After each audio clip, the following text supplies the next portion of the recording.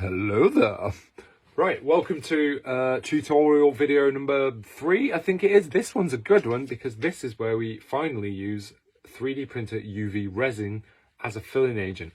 Now, you may be answering, I was going to say, how are you going to answer? You don't know what I'm on about. You may be questioning as someone who has never built a helmet before, or even if you're a fellow maker. I don't care. Do you want to fight, mate? Do you want to fight? This is how I do stuff. You may be questioning, why am I using so many different products on one helmet? Why don't you just use one of them? Like, surely that should be fine.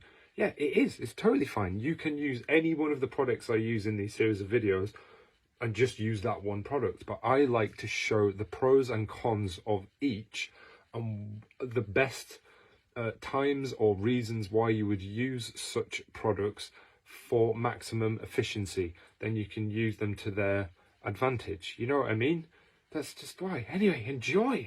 This is the UV 3D printer resin video. It's much more relaxing, this one.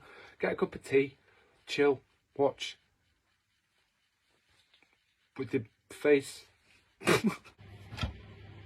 Okay, so I mentioned in this video or the previous video that I like to use 3D printer UV resin as a filling agent because it starts as a liquid and then you cure it and it dries as a solid, and it cures as in it hardens in seconds rather than hours. So if you wanted to use where is it, Bondo spot and glazing putty or Lechler Spatter Rapid 1K stopper, which has the consistency of toothpaste but it dries hard, you can use that, but bear in mind it's going to take about 8 hours to fully cure, whereas this method is much faster. So if you're in a rush or you're doing things en masse, I just like to use this method. But fair warning, it is horrible stuff. It stinks. It's not nice, but it is a really fast method. And it comes in a bottle like this.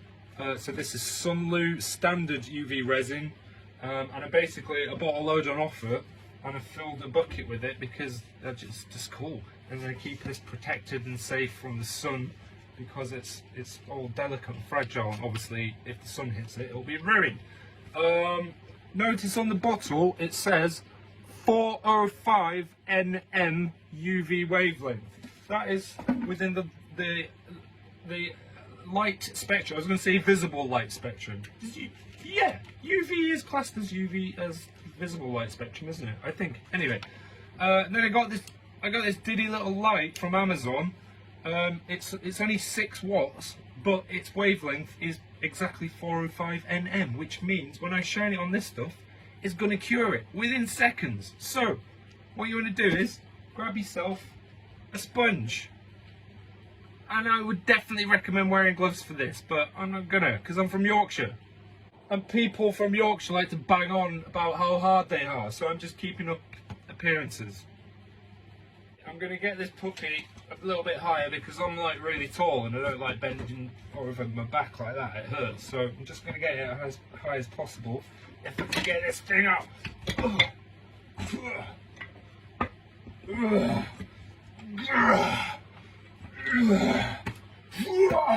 Okay, it's about a centimetre higher now.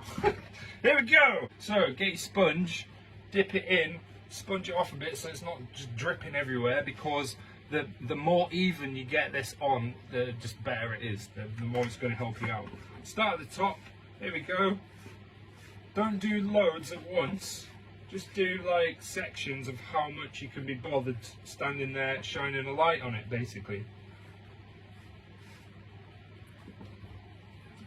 That's like a really thin layer. I might just thicken that up a little bit. Not loads. Because we're going to do this multiple times. And it's better to go on thin coats than thick coats because A, it cures a lot faster, and B, if you get any pockets, you see like here, see that little pocket there and there's a bit of resin in there? It's hollow underneath that, so if I cure that, it's going to create a bubble, and any liquid on the inside is not going to cure properly. It's still going to be liquid, so you just want to watch out for bits like that, and just get it on thinly and evenly. Right, once you've got it on there, you got this. Obviously, hide this away from the light that you're going to use. You don't want it to be exposed. What I normally do is put a bit of cardboard on. And what I even more normally do is wrap it around.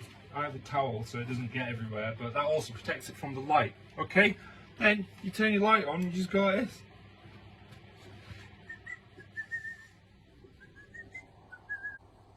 Also, don't look at this light because it will burn your eyes. It's like brighter than the sun, and it's that 405 wavelength.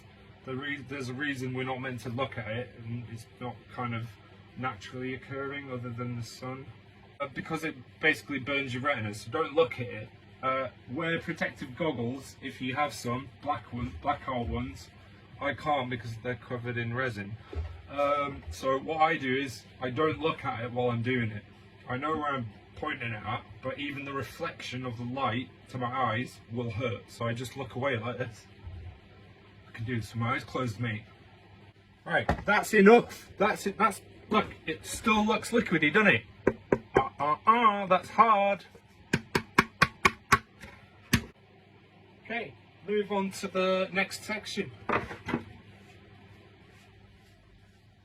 Now I said we're going to do 3 layers of this all over the helmet, but the top might not need that because it's already got the car body filler on. These areas will need 3 layers, 3 thin layers. Remember, it's better to be thin than too much at once. I do believe in excess, just not in this case. I believe in restraint also. Light on, cure. Now, because I'm still up to this area, rather than move on, I'm just going to do another couple of coats on the same area I've just done. So,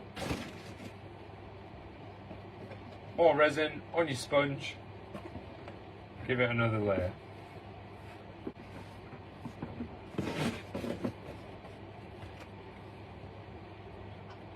Okay, I'm going to split this video. I don't know why I'm wearing this. It's cold. Do you like it? It's my blanket.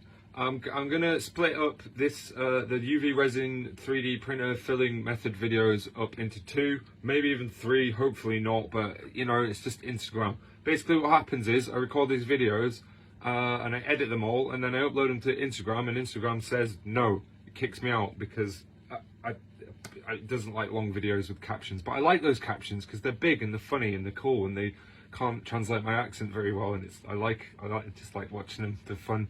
Anyway, it's really good news. I've just signed up with a really big company, or rather they approached me. So yeah, that's really cool news, and I'm a little bit in shock.